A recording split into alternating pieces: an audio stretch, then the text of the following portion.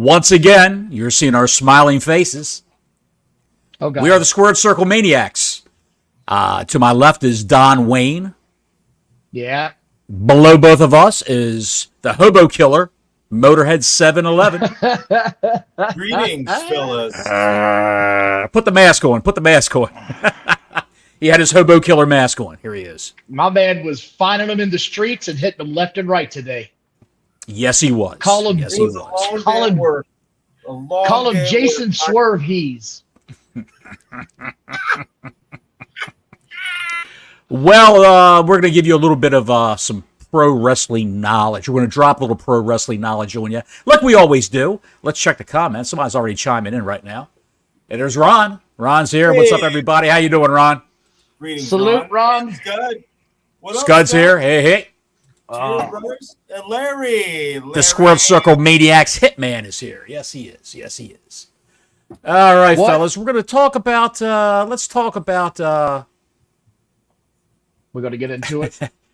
We might as well just get right into it. AEW, if you haven't heard, had a show. It was the biggest wrestling show of all time. It was absolutely stupendous, glorious, humongous, and all the Cheetos eating neckbeards were there, and they loved every minute of it. Those guys can do no wrong. All Elite Wrestling can do no wrong whatsoever. Perfect. Except when CM Punk is involved. Oh. Well, that's right. I said his name. The Beetlejuice of professional wrestling, CM Punk. Don't say his name 3 times. You don't want him to appear. He got into a little altercation. He got into a little altercation backstage before his opening bout of the main card with Samoa Joe for you know what it is? What belt? The real World's Championship. I think the it was real World's Heavyweight Championship in AEW. Which they've done nothing. They've done nothing on the main show about that at all. No mention of it on the main show. Single thing. I have a feeling that before that show, my man CM Punk had seen one too many Dave Chappelle shows and straight up said, "Is CM Punk gonna have to choke a bitch?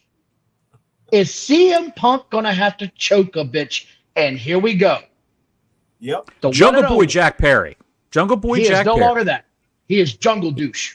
Jungle Douche Jack Perry, the son of Beverly Hills 90210 actor Luke Perry, had a match with Hook, who happens to be the son of ECW original Taz, and they had some match for the FTW championship, which was Hook's father's old championship. Yes. That he had in ECW.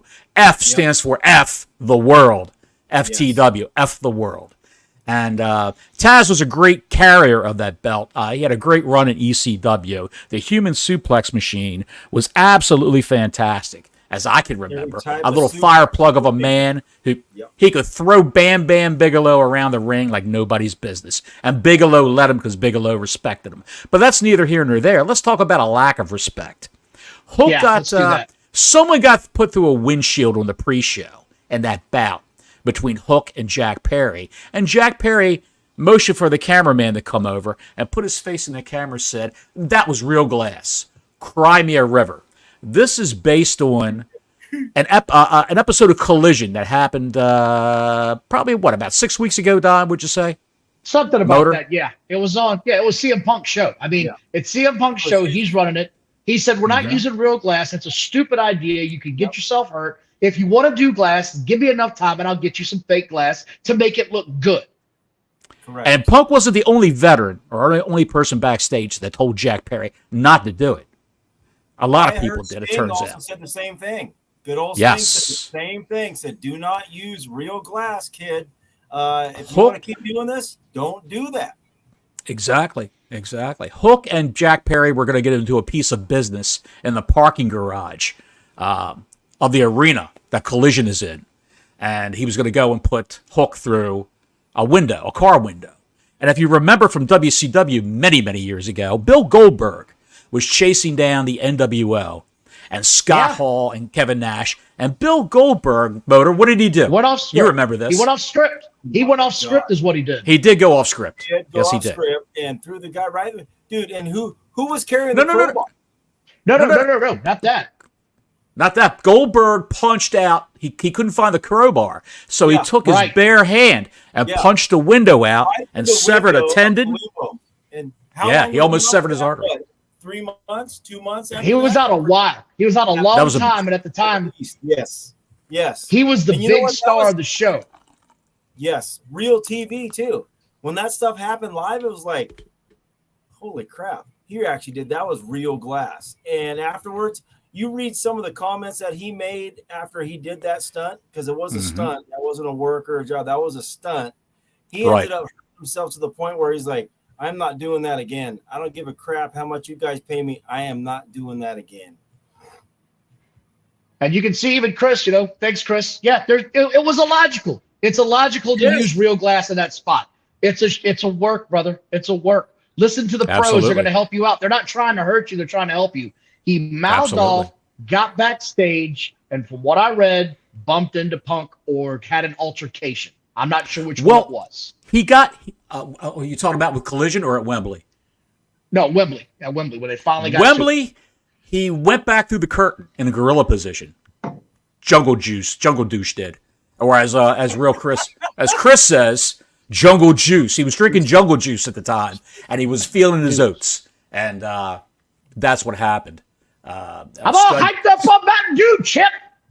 They're going to get rid of him. It's only because they keep pushing him.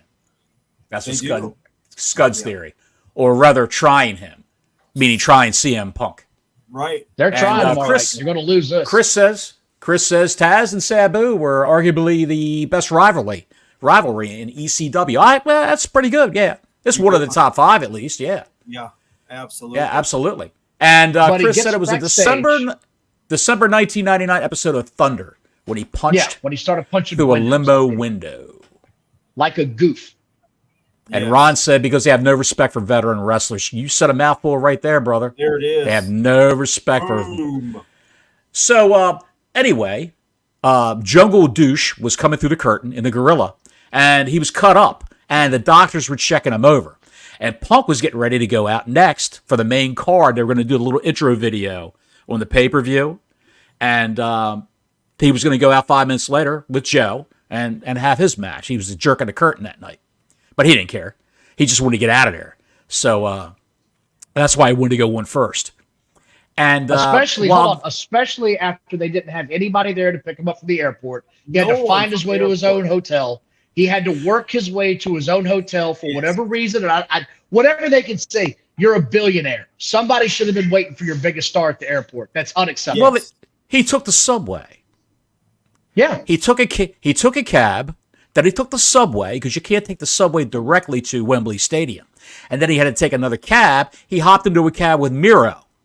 Him and Miro took the same cab into Wembley Stadium. And that's documented because people in the subway showed Punk where to go and what he had to do. Yes, and he was posed for pictures. Smiling away, despite what happened. But Punk wasn't the only one, it turns out. It was released today. Punk wasn't the only one who wasn't picked up from the airport. There were several other wrestlers that were not picked up from the airport. How does that happen? Miro wasn't picked up from the airport because Miro had to take a cab. How does that happen? Supposedly, exactly, a friend of the Young Bucks is the travel coordinator for AEW wrestlers. Imagine that. Yes, imagine that. Jeez, so as Jack, what was that? I said, what a surprise on that one, right? Can you imagine? Not our bus? I'm sorry. So we're not going to help you out. Jesus Christ. Motor, can you imagine going to your job every day and working alongside a small select group of people that wish you were dead or wish you would just leave? Can you imagine that? Or are sabotaging you at every step. Every step of the way. Every time. Every step of the way.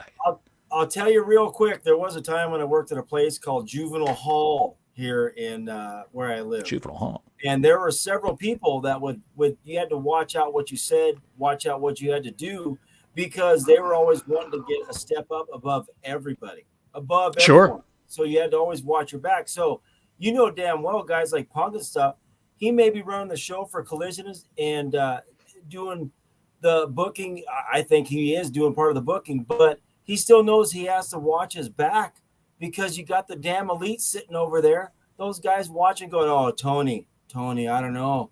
He's too aggressive. He's too much for us. We just can't have this type of activity in our little romper room group, right? Right. You're exactly right.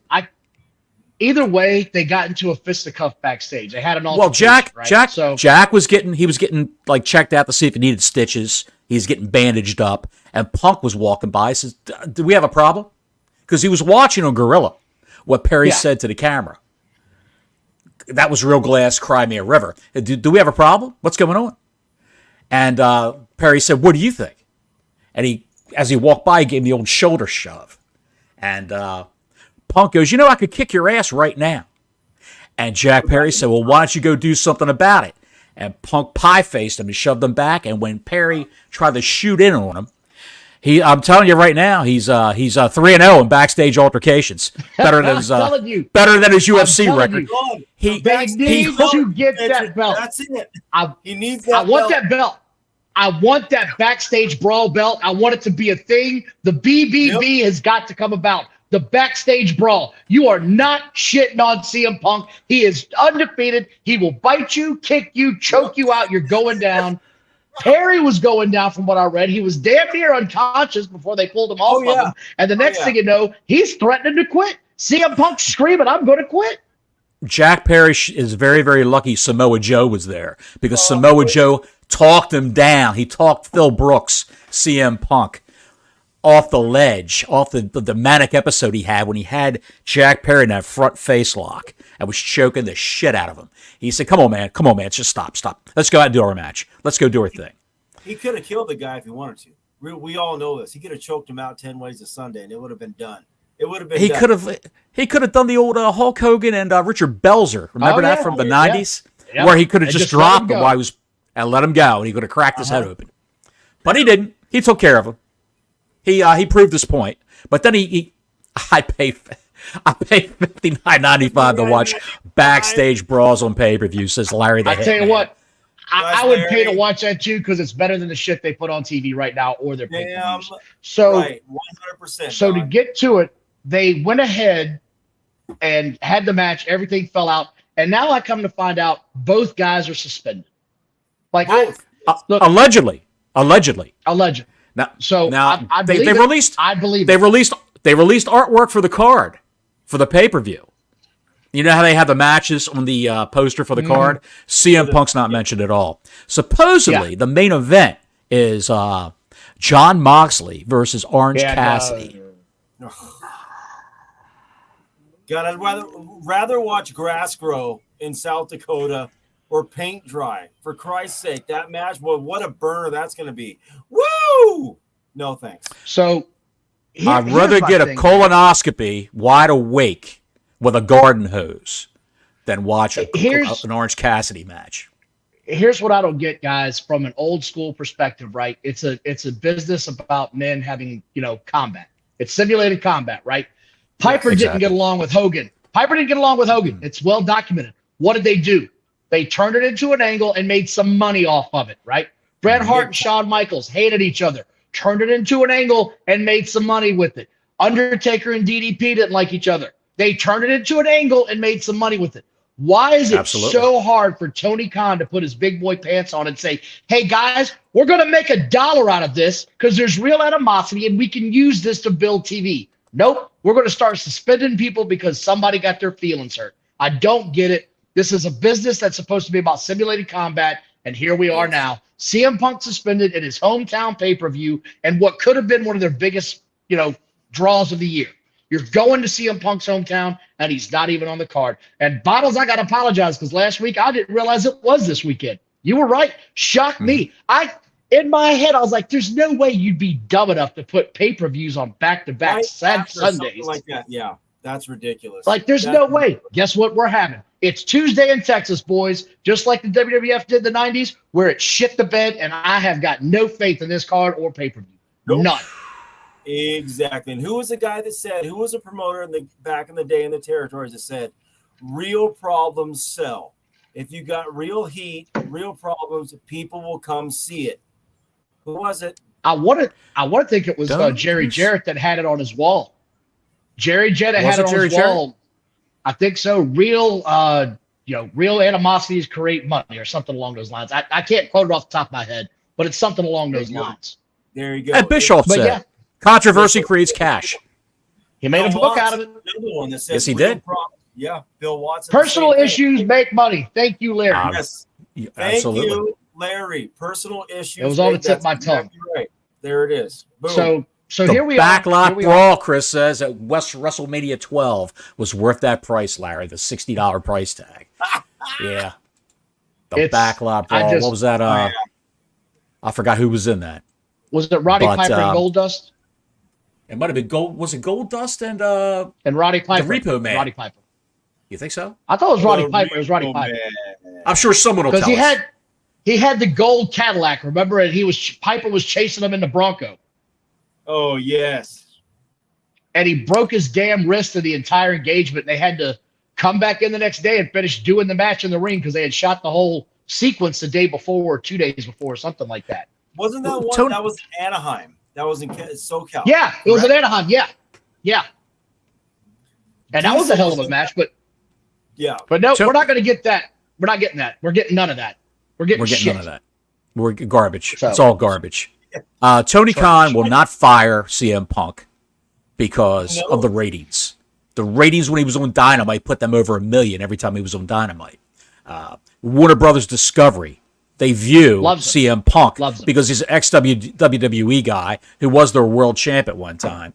They view him as their biggest star. So he cannot fire CM Punk. Now, whether he can make him miserable so he'll quit, that's one thing. But if he quits, he loses all kinds of money. Oh yeah, big time. And because he's got one of the biggest contracts there, Motor. Absolutely, and it makes sense because who's okay? Let's go ahead and say CM Punk goes. Who's the next big draw underneath him? Who is the next big draw? Is it Moxley? It's MJF. No, it's MJF. No. It's MJF. It's MJF. It's MJF by ratings. The ratings are the barometer. Despite what the neckbeards all say, the ratings mean everything. And they don't use the demo doesn't mean anything. The ratings mean everything because the biggest demo for professional wrestling is people from 45 to 54. Believe it or not. It's not the 18 to 34. It's 45 to 54. That age group is the biggest watchers of professional wrestling. They stick with it from the beginning to the end of the show if they can stay awake. I know a few of these shows have put me to sleep. If they can stay awake, and they don't punch themselves in the face just repeatedly, just hating themselves for why. I hate watching this. Why? They're waiting. I woke myself up. I was sleep hating it. I was punching myself in the face while I was asleep. They're like being back in the day watching like MTV, waiting for your favorite video to come on. It's like, dude, it's gonna come on. It's gonna come on eventually, and they keep doing it. I used to do this back in the early 2000s before I stopped watching because it went to shit at that point too, in my opinion, compared to what we grew up watching. So I think they sit and watch that stuff, Bottles and Don, because they want that feeling of watching wrestling going, yes, man, there we go. That's the angle I want. That's the move I want. That's what it doesn't happen. It doesn't happen. Let me ask you this, Motor. Let me ask you this question. Looking back at the WWF/WWE, who had personal issues in real life and went out and did business together? I can name one right now. Booker T and Batista had a series of matches. After they had the mini MMA brawl in the back room. Yes. Yep, that's a good one. I'm going to say Michaels and Bret Hart, like Don mentioned too. That was huge. They had real heat. They did not like each other. Couldn't even, it's like, who was it? Michaels was the one, remember, at the last part of his career when he was still hot, had his own dressing room because he couldn't deal with the guys in the locker room, and nobody else wanted to deal with him either. Nobody wanted to talk to the guy. No one. It was Michaels and Vader. Yep. Michaels and Hart. Michaels and Austin, where there was the infamous story of the Undertaker sat down in the dressing room, the locker room next to Michaels, and he wasn't even scheduled to wrestle. He was taping his fist up and said, "You're doing business the right way tonight, aren't you?" And Michaels is looking at him, And he said, yes, sir. Absolutely. Just checking. Uh-huh. And that was it. He was ready to. He knew what was going to happen to him if he didn't play ball with Austin. He didn't screw him over in that main Jake event. the Snake Roberts had many real heat issues with people, right? You know, Bottles. Yeah. And the Ultimate Warrior with everybody. Everybody. That's just because he was stiff as a damn 2x4. He didn't know how to close on and shit. Good Lord. All right, Don, I got a question for you, Don. I got a question for you, Don, before you go on. All right. Here's one for you. You're Tony Khan. How do you handle the situation? Vince McMahon would have laughed about it and sent everybody home who was involved, and then he would have been back at TV the following week, and it would be business as usual. If they couldn't get along then, somebody's going home for good. Vince wouldn't give a shit. He'd fire you in a heartbeat. But he would laugh about fights. He would laugh about, oh, these guys are fired up. That's good. Translates good in the ring, pal. Exactly. Again, what would you do? What would you do, Don? I'm going to ask you, Motor, too. But what would you do, Don? If you were I'm not suspending anybody. I'm not suspending anybody before I have another pay-per-view. I'm not suspending anybody from TV at all. I might take your paycheck for a week or two, but you're going to be working for free, because if you can't get along, you can't be here. Go home. And I'm not getting rid of CM Punk. He's not the guy I'm going to fire. Jack Perry has done nothing in this business. He's been here for a cup of coffee. Nothing. He's getting a big push now. There's not a chance in hell I'm going to waste a guy like CM Punk with Jack Perry, who's never drawn a dime in the business. I wouldn't pay. If CM Punk was fighting MJF this weekend, guess who'd be spending $60? This guy right here. I'd want to see that match. I'd want to see it. I'd have a show party. We'd be going on about it. If you had Jack Perry versus MJF, I'm not even tuning in to see what the results are. I don't care. No. You cannot tell me that suspending your biggest star is a way forward for this company. Every time this happens, there's egos backstage right now that can't handle what's happening. The biggest star in the company is CM Punk. And these guys' egos can't handle it because they were indie darlings, and now they're on the national stage, and the spotlight is hot, and they cannot stand the fact that every time Punk comes out there, he gets a reaction. Whether it's visceral or they're cheering like crazy, he gets a reaction. Yes. Motorhead, what would you do? What would I do? What would you do? Definitely not suspend anyone either. I would use this as fuel for upcoming shows. And those people backstage whose egos are not their amigos, they can just suck it up and watch, because what's happening, and we've already talked about this before, he's letting the kids run the asylum. The inmates are running the asylum. He's not being a boss. He's not being a boss one bit. So it's like, you know what? If I was Tony Khan, I'd use it as fuel, and I would set up matches to get money, because people are going to want to see this now. I'd put those matches up with the guys that were fighting backstage. Put them up at some point in some pay-per-view, because people want to see that. Because you got one side that, I'm going to be on Jungle Boy's side. You got the other side, I'm going to be on CM Punk's side. So, dude, there's your money right there. There's your money right there for people to watch. Okay, who's going to win? What's going to go on? And you and I and Bottles, Don, all three of us, we can figure out who would probably win those matches. But still, it's to get the people to pay that goddamn money and, get the ticket and go watch and stuff like that to see the feud. That's Larry the Hitman says there's a big difference between wrestling at the Washington Parish Fair and the Louisiana Superdome. These kids don't understand that. Larry, they couldn't fill the Louisiana Superdome with what they're drawing now, and we'll talk about that later when we get to the Dynamite review. Dynamite, but Wembley with their $5 tickets. That's all I keep hearing. That's all I keep hearing is Wembley. I'm so sick of tickets for Dynamite. Anyway, I'm going to show you some pictures later on. Tickets for Dynamite last night, floor seats, $5, and they were so short of people. The people that paid $5 for floor seats moved up the ringside because they needed seats filled. That's how light that arena was last night. Ridiculous. 81,000 my ass. Bull crap. How many photos have come out of the arena? I know. It's all over the place. It's all over the place. Yeah. I want to talk about something good, because I've got to wash AEW out of my mouth right now, because it's good Lord after last night. Man, man. And I thought I was going to get something good on Monday Night Raw, and it started off looking real shaky, man. Because here came Sami Zayn. Yeah, Sami Zayn and Priest. And I don't know if you heard that crowd, but it sounded kind of flat when this thing started, man. Like they were not into this. I think the crowds are getting the same burnout we are. You can't keep giving us the same shit over and over again, man. You've got to give us something new. And then this guy that I don't know real well, JD McDonough, man, he's starting to grow on me a little bit. He's like a little parasite, right? Like he's starting to grow on me slowly. He was in NXT, and his whole gimmick was he was like an expert in biology. He knew right where to like do a nerve pinch or to dislocate your shoulder or manipulate a joint. That was his whole gimmick in NXT, and he would tell you what he's going to do to you physically before the match in a promo, like the week before when he had the match lined up. And sorry, I just shook my camera here. I'm got a little gnat zipping around in here. I'm invaded by gnats from that goddamn storm that we had. Nice, but little hurricane action. If anybody out there knows how to get rid of gnats from plants, we had to bring all our plants inside because of the hurricane that was going to hit down here in Florida, Hurricane Idalia, and they're zipping all around my head. I heard if you put a cup of vinegar out, they'll go in it. But I don't know if that's They do that. They do that, and I've done it. A cup of vinegar with a little bit of dish soap.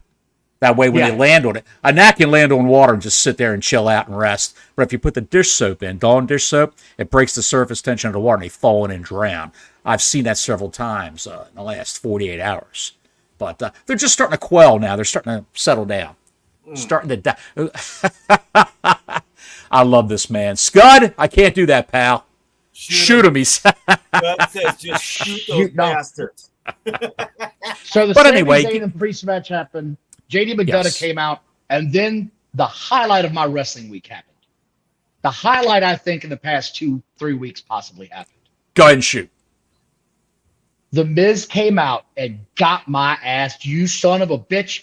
LA Knight's music played, and I popped like a 10-year-old kid. I was like, oh, shit, I'm going to see LA Knight on Raw. This is exciting.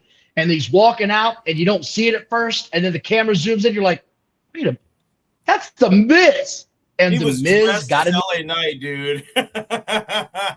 Now, what happened to Don?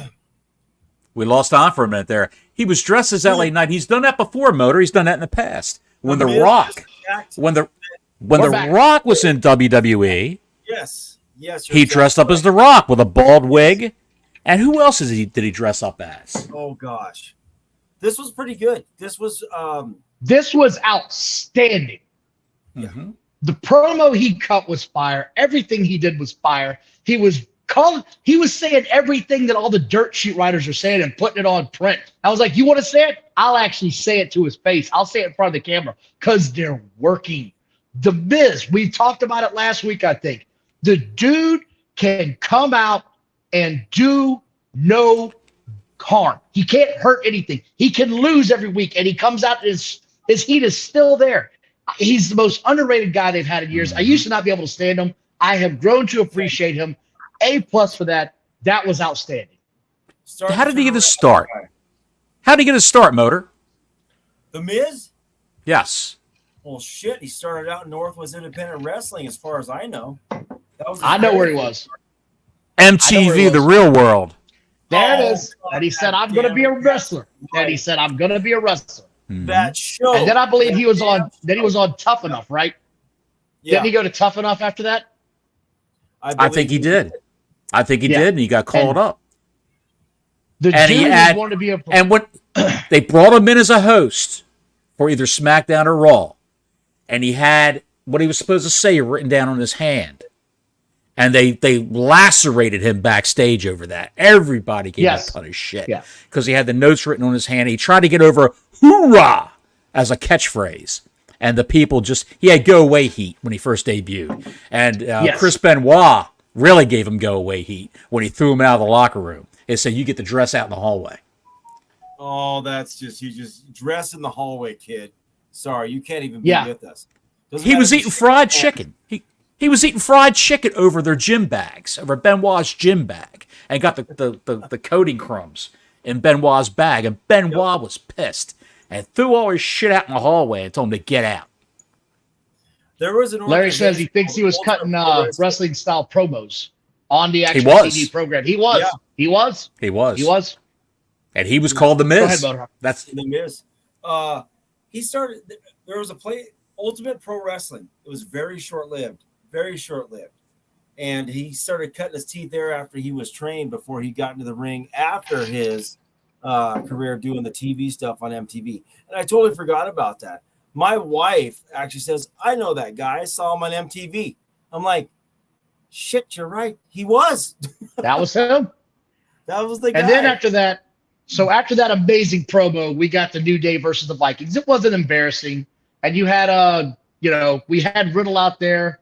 They had, with and no birds fly out of his ass. That was good. McIntyre. No birds fly. Yeah, Scott McIntyre was my friend. Yeah, Drew McIntyre came out. I thought it was okay. The part that got me, Riddle, I've not been able to stand, but he got me this week because McIntyre came back and said, we're going to have a match with him at the pay-per-view. And the New Day said, what does he mean we're going to have a match with him? And Riddle said, I don't know, but he said we, and ran with him. Did you catch that? I don't know, bro, but he said we. And he took off chasing him like a little puppy. A little puppy, dude. It was great. I laughed like hell at that. So that got me. What's this say about Randy Orton coming back? Oh, I don't think you're going to see him for a while, man. I don't know. He might not be able to come back. Yeah, that's what I keep hearing is his back is just jacked. And I think, I hate to say it, but it might be one of those deals where that career might be done. You know what I mean? Yeah. And if he does come back, it might be jump in some type of managerial role or backstage role or something. You want to stay involved in the business, but the way they explained his back injury and the back surgery and how long he was out, what was it? 4 doctors he went to before he actually got okay, you're cleared. I have no idea. I would stay the hell away because the guy's a legacy guy. He's had family members in there for years and years and years. Great wrestler, great talent. But do you think he needs the money?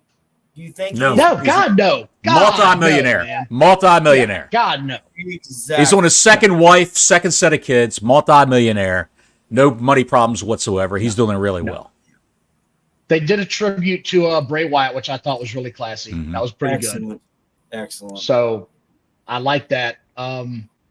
Chad Gable and Gunther. I mean, we got something there. I don't know how long this is going to go. Right. I just don't want them to drag it out forever, but it's going somewhere, and I like where it's going. Chad Gable has grown on me with his little shush and all that shtick. I've enjoyed everything I've seen about the guy. Gunther comes off as a legit badass. His faction looks like a badass faction. Pretty excited about that. And then we had the match at the end of the show, and I fell asleep because it was the match at the end of the show. That match was just there. Becky Lynch bores the shit out of me. She really does. It's the same old with Becky Lynch. Zoe Stark is a great wrestler, but it just... This feud, even Trish Stratus has said in the press today that the feud is a little drawn out between her and Becky Lynch because she legit broke her nose and I had to put things on hold for a little bit. Zoe Stark was a substitute, a placeholder, and the whole thing. Yeah. But it culminates on Saturday, Don and Motor, because of their pay-per-view. Payback. Yeah. So the Payback show I will be watching Sunday morning because we have the big football kickoff Saturday. My ass is not leaving the couch when I get home from golf. So if you need me, get a spatula, flip me over, make sure I'm still breathing. I'm going to be Velcro to the couch. Shit's all like Donkey Kong. And Sunday morning's all about the cock. Fire up the cock, watch the old Payback, and you're good to go. Cock, do that, and then roll from there. I want to say one thing about Gunther. In my opinion, he's one of these generational talents. People like him only come along so often. He's got it. To me, he has what guys our age, even the younger kids, whatever, people that watch wrestling can see it when he goes out in the ring. He's just got it. He's one of those guys that you don't see him that often, dude. You don't see him that often at all. And I'm telling you right now, he's going to drop the Intercontinental belt, and I'm going to make a bold prediction. Very bold prediction. Okay. Who is going to dethrone Roman Reigns? I think it'll be Gunther. That's a good point. That's just me. You're out there all. That's just me. That's a good point. You're swinging on that vine alone, buddy. Gunther is so it's like he's like a cross between Adolf Hitler and Killer Kowalski. Yeah, he is. Like he's that German menace. He feels like that German menace. Yes, he is. And he just stands there, and you're like, this dude's evil, man. This guy. I mean, you like we talked about before. You put him back in the 80s or even the early 90s or the Attitude Era. You know damn well he would have had that menace appearance, and they would have done whatever they could to get. He's got Imperium with him, and they're cool enough as well. But he's got fans, he's got heat, he's just a bright spot, in my opinion, in all of professional wrestling. One of them, among several others, is Gunther. To me, definitely. He was doing an interview. And people, the guy interviewing him, I think it was Sports Kita, said, "Why do you always do your promos standing on top of the announce table?" He said, "Because the ring is sacred." That was one of their catchphrases down in NXT. When Gunther was Walter down in NXT, that was one of his catchphrases. So here's my thing coming into Payback this Saturday before we move on, right? Before this show, my level on interest was like a 4 out of 10, right? Mm-hmm. Ooh. Between Chad Gable and Gunther and The Miz, it cranked it up to about a 6.5. Like, I'm okay. I already wanted to see Rhea Ripley, right? Like, she was the 4 out of 10 that was drawing me in. Those two got my interest. If they can sell me Friday and the football games suck, might get my ass in there watching, because you got to sell me a little bit more, because the card doesn't look all that strong to begin with. Shinsuke Nakamura and Rollins, I'm not really – they've done great with Shinsuke. Like, they should have been using them like this from day one with the Japanese, and the subtitles. Promos. They've been amazing. I've enjoyed everything about it. I thought it was great. Yeah, it's been great. But give me a little bit something more, and get me up to about a 7.5 on the interest level, man. I didn't think it was going to be great, but it's starting to pull me in a little bit more, because I definitely got to see Rhea Ripley. I remember when Shinsuke Nakamura signed with WWE, and they really weren't doing much with him when he got out of NXT. And it all stems from when he wrestled John Cena on Raw, and he did some sort of exploder suplex to Cena, and Cena landed on the top of his head. And Vince chewed him out for that. And then they didn't use it for a long time. And I said, this guy's contract, when it goes up, he's going to go back to New Japan. And he stayed, because he's making triple the money he made in New Japan. He lives in Florida, and he can go surfing because he loves to surf. And that was a legit thing. Him and another guy who's AWOL, Rick Boogs, who's just a beast of a human being. A human fireplug. He's just the shit that you see him lift on his Instagram page is phenomenal. Rick Boogs and him were an odd couple tag team, and it clicked. And Boogs and him used to legit in real life go out surfing in Florida, because they both lived down there. But and Shinsuke loves it. So Shinsuke's not going anywhere until they finally fire him. I think that we're going to see the title change hands. I don't know. I'm throwing it out there. I'd like to see something happen to shake up that heavyweight title. Give me something. Yes. Give me the best of 3 series leading into Survivor Series where they each split one, something along those lines. We'll see. Yes. Because it's oh Lord, we had wrestling last night, or the kids call it that shit. And I don't know if you guys saw that or not, but my God. I got the numbers. They came out with the numbers today. They showed the numbers. 871,000. Coming off the biggest pay-per-view of their life, and they gained exactly 1,000 more viewers from the week before. So don't tell me that Wembley changed anything. It didn't change anything. The same people that are going to watch are going to watch. The same people that aren't going to like it aren't going to like it. I'm in that camp where there's parts of it I want to like, and there's parts of it where I'm this section right here. I'm a no-show, because I don't want no part of this shit from what I saw last night. Moxley came out, and I don't know. This is what the arena looked like last night. Jesus, H, look at that. Well, Bottles, that's the hard cam. They never sit anybody over there. That's all I hear all the time. I got news for you. I've got news for you.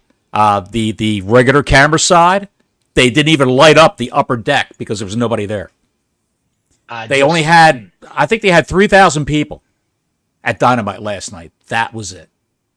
Yeah, I saw where they had 1,100 tickets for sale. 3,000 people.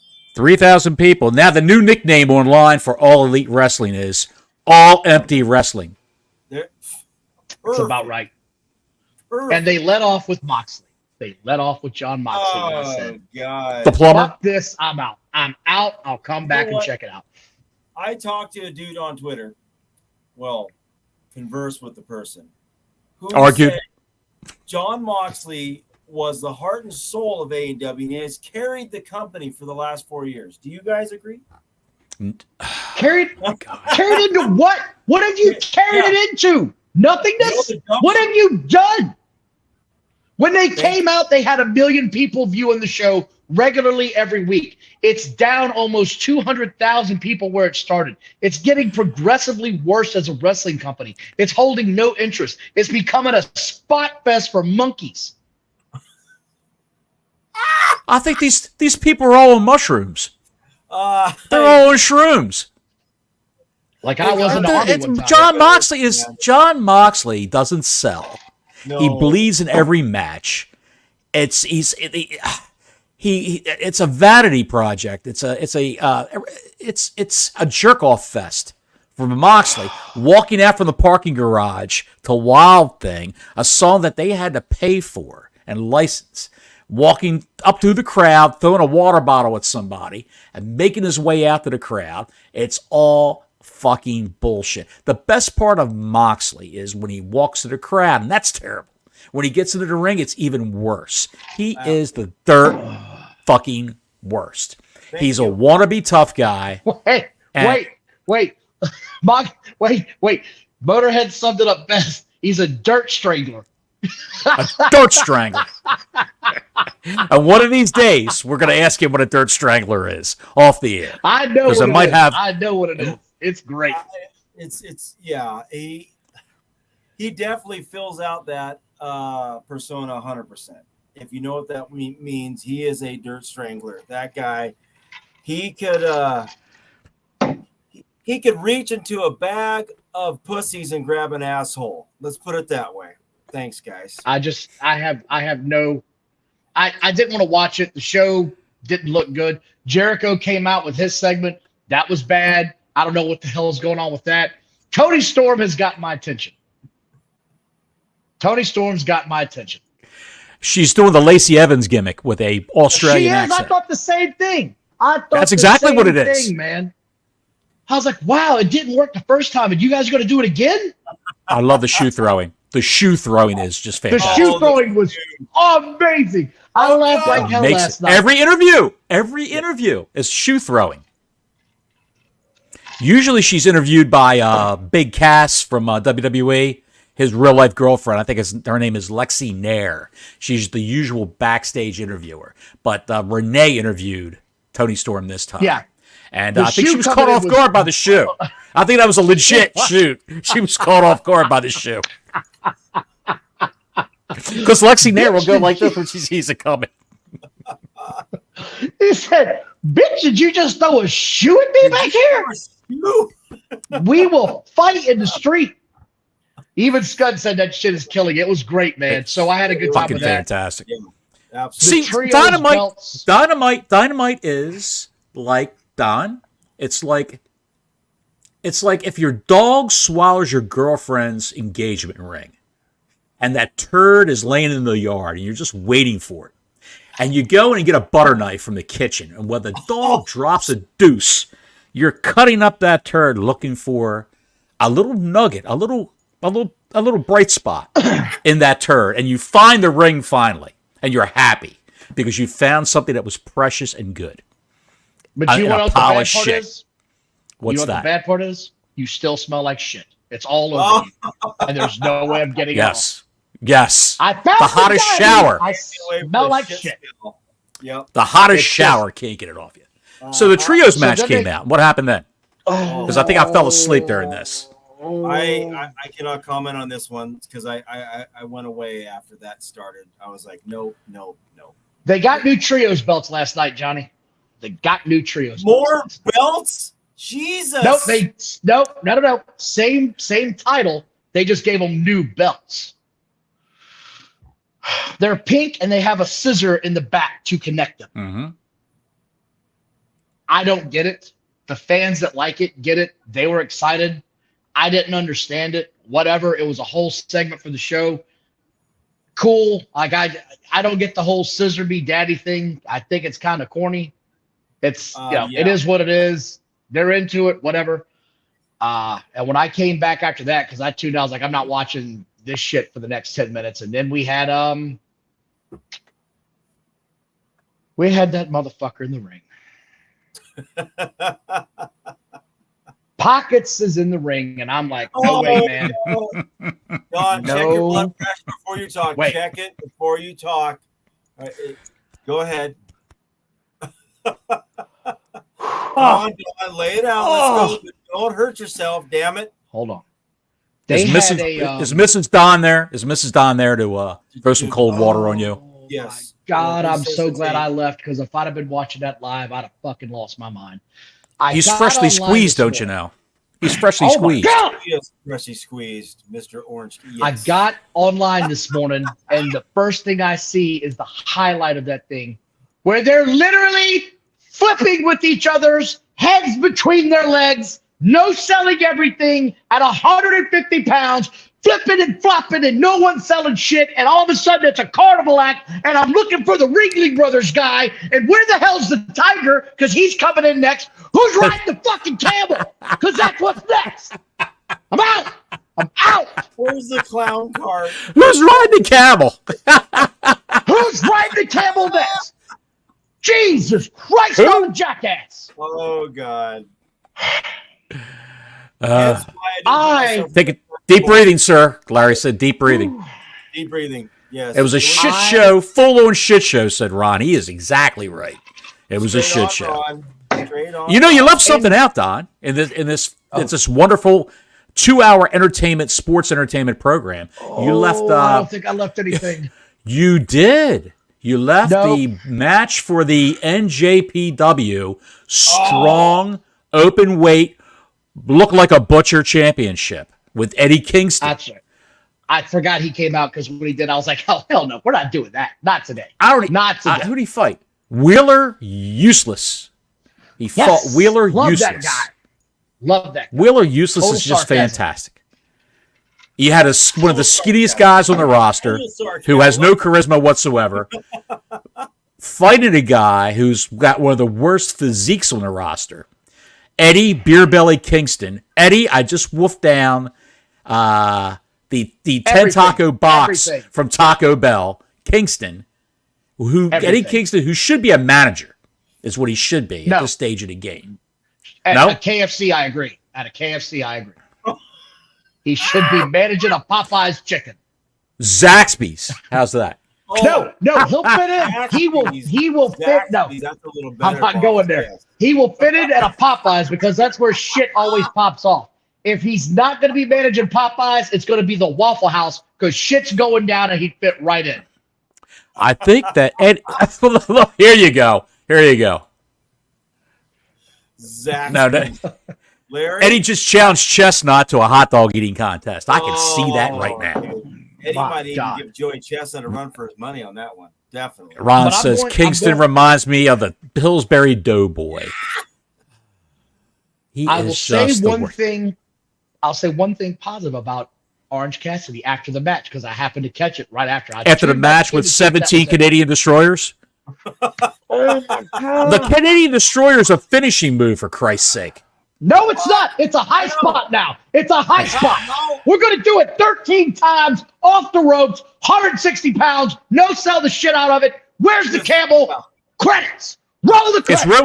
It's ruined. That move is ruined. Like the DDT is ruined. That move is ruined. Exactly. Finishing moves back in the day, when you finish the guy, they were done.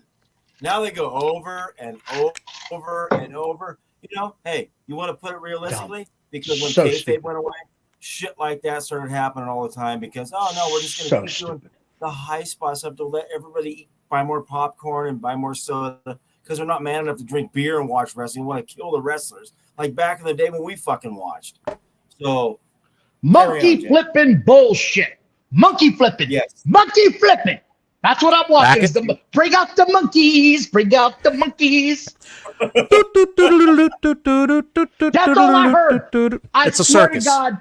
Yes. I got to get a hold of AEW Botches. He has got to put that song on that clip with them doing the flips. That'd be tremendous. Great. We got a bit. I love AEW Botches. That guy is doing the Lord's work. And he's a saint. Yes. AEW Neckbeards. That's another one. AEW Neckbeards. Puts it out there 100% like, hey, good shit, man. Thank you guys. I'm going to say something positive about Pockets. Oh, let's hear this one, Don. Is this going to hurt? Come on. This is going to go down salty. I can tell it. I better get a drink. No. Go ahead. Go ahead. Did you hear his promo after the match? It was good. Did you hear the promo after the match? It was great. That's the best. That's the best thing he's done in that company since he's been there. It was a great promo. And he ended it with a line that I thought was amazing. I'm Orange Cassidy and I don't have a catchphrase. That was absolutely awesome. That guy sounded real. The whole, I'm a guy that doesn't care, man. That shit doesn't get over. You want to get over? Be that guy, Orange Cassidy, and take out the flippy flop shit. That's dumb. Yep. It's stupid. Well, you're 160 pounds sell. Maybe we have an evolution of the character of the 160-pound man, Orange Cassidy. You guys ever seen his clips before he got into AEW? Yeah. When he actually could wrestle? The guy can do stuff. The guy can sell. The guy can do it. And that gimmick he chose when he got into AEW, whether it was him or whatever, I think he would have been just fine without that. Just being wrestling. Motorhead, do you know why he was on at the end of the show? No, sir. Go. Because Tony Khan is convinced that Orange Cassidy is a ratings draw. Because if you remember, many a Dynamite, Orange Cassidy would open the show. But they'd get that bump from the Big Bang Theory, and they attributed the ratings to Orange Cassidy. Right. However, I like to see what the quarter hours are for Orange Cassidy's main event match. How many people they lost, I haven't heard whether they maintained. You guys see what it can't be good at 871. Cassidy was a background actor on Charles in Charge. Jesus. Charles in charge of our wrongs. So that was wrestling. The hell, I'm done with shit, man. That was wrestling this week. Fuck it. Huck the notes. Oh, it's a shit show, man. But I'm going to ask you. I got to ask you guys this question. Go. If you were running, I'll ask Motorhead first. Jason Voorhees. If you were running AEW, what 5 things would you do to fix it? 5 things? Number 1, I got it already. Get rid of the Elite. The Elite's gone. Buy no fucking VPs, EVPs at all. Can you guys hear me? None of that we can hear you. They would be stripped. You're saying they would be stripped of their EVP status. I would get rid of those guys. Okay. Number 2, fire the Elite. Number 2, I would bring back some of the guys that they've had on the back burner for the last 2 years to wrestle regularly. MJF would be a focal point, kind of like they did with goddamn Hulk Hogan and some of the guys in the 80s for WWF. You got to have them as a focal point. That's number 3. Number 4, shit. I'll tell you right now, Orange Cassidy would not. Yes, sir. Orange Cassidy would not. He would not be starting the show or ending the show. He'd be a mid-card guy. And you know what? He's got a lot of fans, etc., etc., etc. Number 5, I would totally revamp the women's division. Totally revamp, because the women that are in there, and you know my personal feeling about women's wrestling, you got to revamp it because it is horse shit. Total horse shit. Guys, what's your opinion? Don? I'm not going to revamp the women's division. I'm getting rid of it. It's terrible. Copy that. There's no need to have it. There's no need for it. It's not drawing anything. It's not anything I want to see. It's nothing that I hear anybody else wants to see either. You want to have them be valets and have personal. If you want to have a match every now and then, cool. We can do that. I'm getting attacked by Big Lou. There's a run in. Hey, son of a bitch. But it's Big Lou. Big Lou. Yeah. Hulk Hogan, the true story. That's my twin Book brother. of the week. Book of the week. Book of the week. Hi, guys. So that's number one. I'm getting rid of the women's division entirely. I'm not going to see it anymore. It's gone. Number two, I'm getting rid of all of the mid-card men's belts. There's going to be one mid-card men's belt. You have too many. Yes. I don't even know what the hell matters anymore. The All-Atlantic Championship Pacific Coast title from Florida. Then they got the other TBS title, TNT title, whatever the hell it is. Somebody's over here waxing that thing off like a carrot. Then you've got another FTW belt that came from a defunct organization that somebody else is out here showing off. That's wrestling. That means nothing. Doesn't matter. Nothing. Means nothing. Fucking trash. Get rid of all of that. Make it matter. Right. That's the second thing I would do. The third thing I would do, I'd get rid of the trios title. It's stupid. It makes no sense. Use the free bird rule. Any two members of the three-man band can defend the tag team titles. It makes the most sense, and it puts angles on there that you could have where they have advantages, where when it's a real 3-on-2 position. That's the third thing I would do. Fourth thing I would do is I would get MJF away from all the stupid shit they have him doing sometimes. I don't want to see that guy be a babyface. He's a great heel. Keep that shit going. He's another Piper. He's another Roddy Piper. That they're just wasting. The last thing I would do is I would have CM Punk on Dynamite, the big show on Wednesday. That's what I do. And if you can't handle him being on there, get rid of him. Get rid of everybody that can't handle him. Because I have a feeling Kenny Omega can handle it. I think Kenny Omega can handle it. I don't think the Young Bucks can handle it. No, I really don't. I think Omega could do business. Yeah. Don't you think so, Motor? Omega will do business with him. Yeah. In both sides. Those are good. That's the 5 big moves I'd make. Nice. Because Young Bucks, you cut their cord off, they're done.